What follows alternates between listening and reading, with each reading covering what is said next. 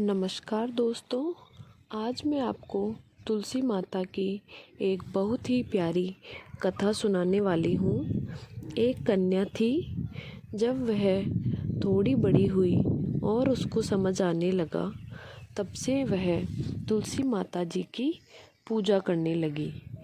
उसके प्रतिदिन का नियम था कि तुलसी माता जी की पूजा करने के बाद ही खाना खाती थी। जब वह कन्या शादी के लायक हुई, तब उसके माता पिता उसकी शादी करवा दी। कन्या को उसके माता पिता ने दहेज में भी एक तुलसी का गमला दिया।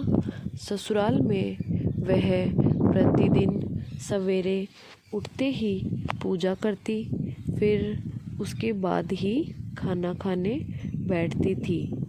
उसकी 2 जेठानियाँ थी। वो दोनों उसका मजाक उड़ाती थी कि बड़ी नियम धर्म वाली बनती है।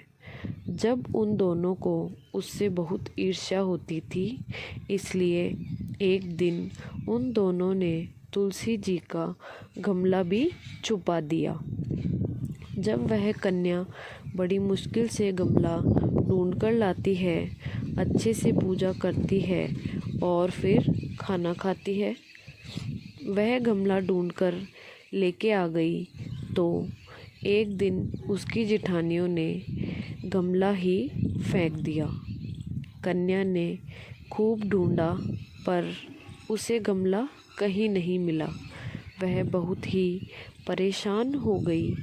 उस दिन तो उसने खाना भी नहीं खाया, क्योंकि उसका नियम जो था। उस कन्या की सच्ची भक्ति देखकर तुलसी माता उससे बहुत प्रसन्न हो गई और उसके कमरे में तुलसी माता का गमला प्रकट हो गया। अगले दिन सुबह जब वह उठी तो उसने देखा कि खाट के चारों कोनों पर तुलसी माता का गमला आ गया है। यह देखकर वह तो बहुत ही प्रसन्न हो गई। अब मेरी तुलसी माता को कोई नहीं चुरा सकेगा। पूजन करने के लिए भी और कहीं नहीं जाना पड़ेगा और मेरी तुलसी माता को कोई फेंक भी नहीं सकेगा। वह तो जल्दी से उठकर स्नान करती है और तुलसी माता की पूजा कर लेती है। जब वह खाना खाने बैठी तो उसकी जेठानियाँ मजाक करने लगी कि लो, देवरानी का नियम धर्म पूरा हो गया। उससे पूछती है कि तुलसी जी की पूजा कर ली क्या तुमने? देवरानी बोलती है हाँ कर ली। जेठानियाँ बोलती है कहाँ से कर ली पूजा? गमला तो फेंक दिया था।